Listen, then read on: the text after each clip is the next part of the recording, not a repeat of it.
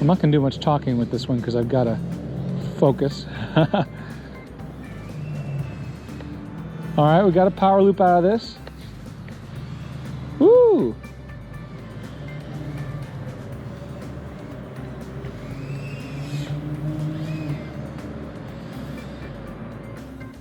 How's it going, everybody? The voice of Ed Ricker, and I have something just down here to show you. It is the Mobula7, the happy model Mobula7. I'm unboxing it like I haven't already, but I have, in fact, and I've flown this quite a bit. I wanted to make the review after I had flown it to see what exactly it's all about. So here we go, Mobula7 by Happy Model.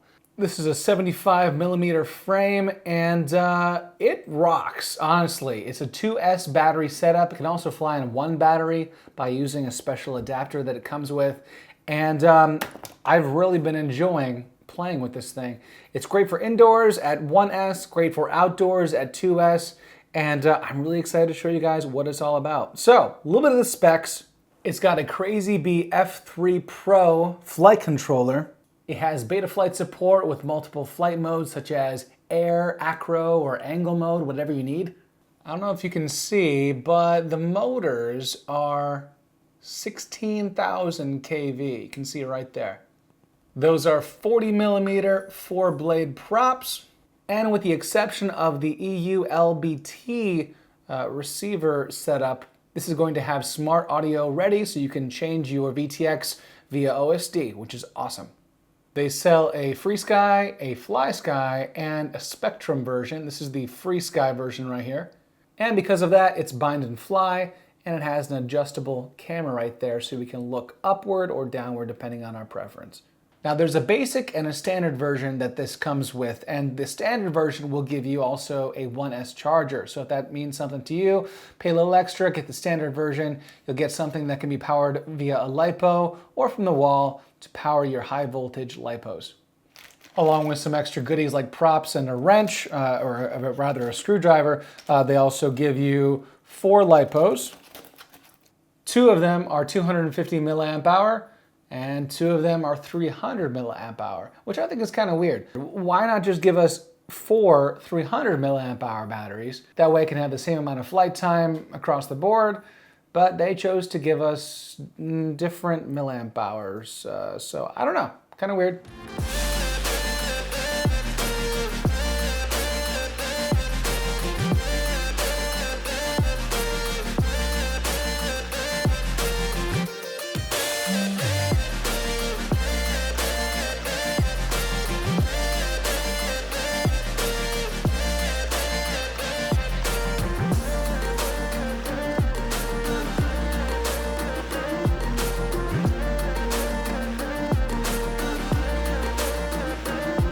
Now they also give us some instructions here.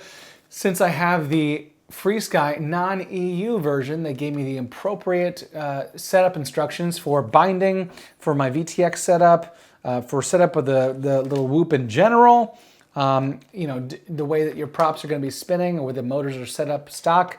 Just a lot of good stuff. Flight controller firmware update instructions. This is great that they included that with us. I've already followed the majority of this. I'm not going to be doing setup so much. With the screwdriver they gave us, I'm going to go ahead and unscrew the top. These are very small screws.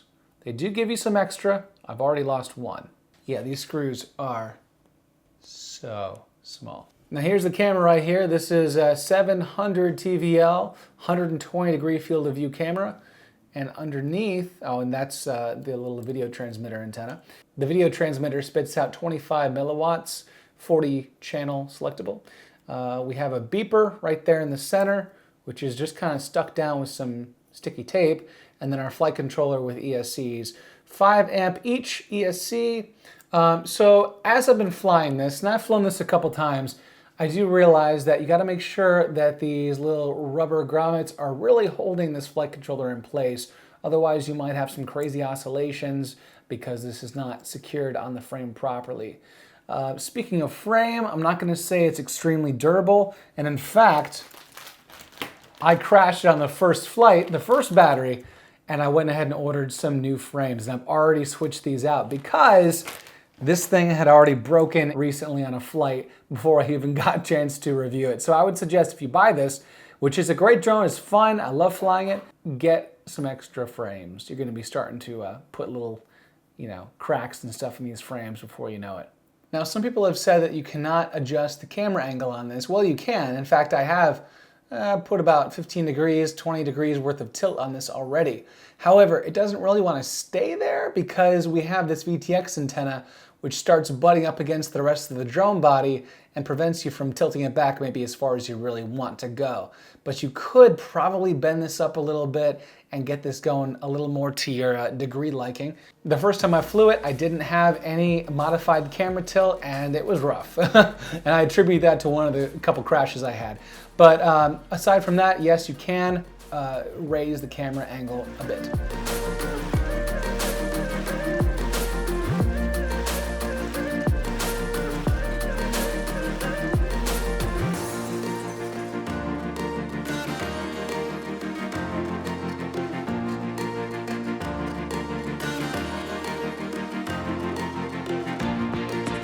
All right, I put the camera back on.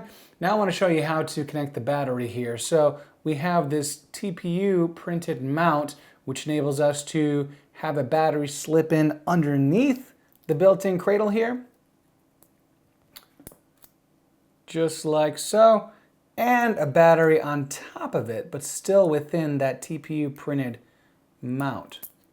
Just like that. So we got two stacked on top of each other. That's where we get our 2S power. And this thing is powerful, gotta say. So wrap around the PH 2.0 connectors there. We connected one, nothing happens. We connect the second one.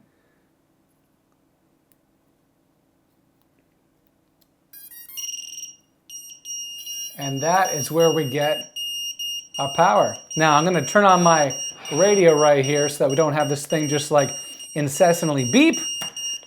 All right, we are connected. So the whole binding process is laid out in the manual. There is a binding button underneath this cover. It's very small. Refer to the instruction manual to find it.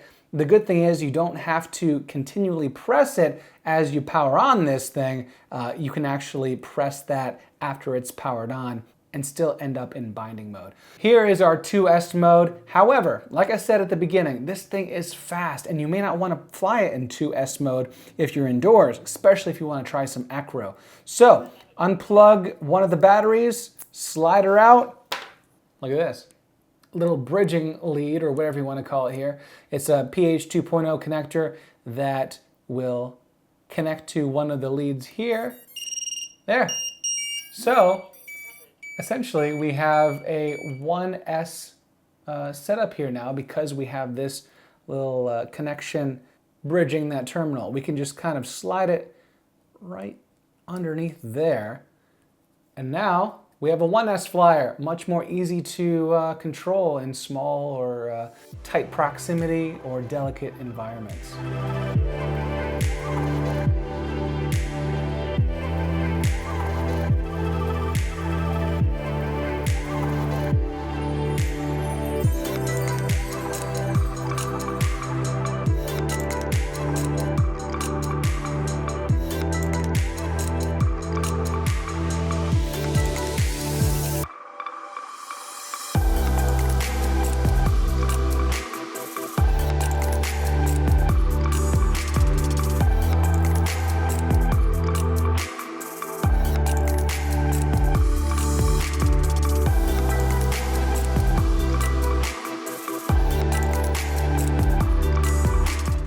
I'm going to turn on my FPV display here. This is a Eachine EV800 monitor right here. We can see that here is my image.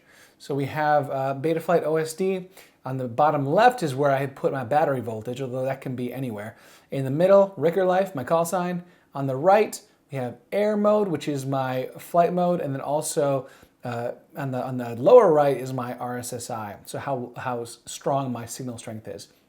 You can see obviously 5.8 gigahertz. there's really no latency to speak of. This is amazing. And that 120-degree field of view is not overly excessive. I think this is something that I can definitely fly around certain obstacles and not feel like it's too wide. So the Mobula7 flies really well, especially for the size that it is when you're outdoors. In a 2S setup, this flies absolutely amazing with wind. I really enjoy it. However, there are a few things that I wish were a little bit different about it. The durability, kind of questionable. I actually have put quite a few cracks and breaks in this frame, which is part of the reason why I ordered a bunch of extra ones, just because I knew that would happen. But it just doesn't seem to have quite the durability of some other frames. I think that the Emax Tiny Hawk actually has much better durability than this thing does. However, this thing flies a lot faster, it's more maneuverable, it really outperforms the Tiny Hawk in many other ways. When flying indoors, a 1S setup is pretty satisfactory. Flying indoors with a 2S setup, however, even in a stabilized mode such as angle mode, might prove to be almost too much for some smaller indoor enclosures. I think that a 1S setup with acro is pretty fun indoors, but a 2S setup in acro, nah, it's just too much. You really have to set it into angle mode or switch to 1S with this. I also wish that they gave us 4 300 milliamp hour batteries instead of 2 300 milliamp hour batteries and then 2 2500 milliamp hour batteries. You can charge them both to 4.35 volts, which is great. I just don't understand why they gave us 2 capacities. I kind of wish they were all the same. I also wouldn't have minded if they gave us a couple of these extra little bridging pins here. So, you know, because that's so small. That's one of the smallest FPV components that I have. So I'm going to definitely be losing this and creating my own.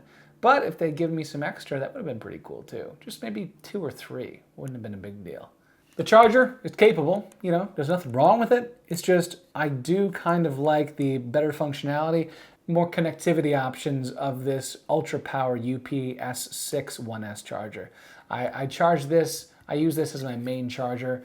This one is nice to have if that's all you have, or maybe a backup charger, but I definitely use something like this primarily. So this will get you by if it's your first one, but I don't think you'll be sticking with this for much longer. Viewing the image when I'm DVRing my flights, it seems to be okay. The video holds up decent. The picture is decent. Nothing too special about it. I do think that it performs better visually than the Tiny Hawk. At 25 milliwatts, there was very minimal breakup with the Mobula7 when compared to the Emax Tiny Hawk. I think video was very similar from the Mobula7 to the Eachine US65. They were both very good video contenders. I didn't really have much of a preference between these two, but between the Emax Tiny Hawk, I definitely think this performed better with video. I also think this performs better in tight environments because it has a better roll and right stick response when using stabilized or angle mode. The Emax Tiny Hawk was really struggling in stabilized mode to move around in any sort of right stick mode 2 flight. However, the Tiny Hawk is much more durable, and I feel that the Mobula7 brakes much easier on impact, whereas the Tiny Hawk just seemed to go and go and go with no brakes whatsoever. I will say though that the Mobula7 is much more durable than the US65. This thing was braking left and right. At least this thing had a couple brakes in it before it decided to crap out entirely. I will admit, I've replaced both of these frames already, so that's just something you have to come to expect with whoops like this. Handling with the Mobula7 was impressive. I really loved the way that it cut corners. I loved the way that it power looped. We got a couple inverted yaw spins out of it. It was split-assing all over the place. It really felt like it was locked in spite of some windy conditions while we were outside. My first couple flights with it though, the camera was tilted too far down and I really didn't like the feel of that. But once I tilted the camera up, we definitely had some better performance and we were seeing a lot of great acro maneuvers able to be done with this thing. I was surprised. This one has a great full throttle power and at the same time, and I was getting comments from my friends about this, it's not loud, you know? You're really getting a lot of speed out of this, for very, very minimal sound. And that's a good thing. You're not creating a nuisance that'll make all the dogs in your neighborhood bark. Like this thing is really going to be a drone that you can fly around your house, outside, in a neighborhood, and no one's gonna care.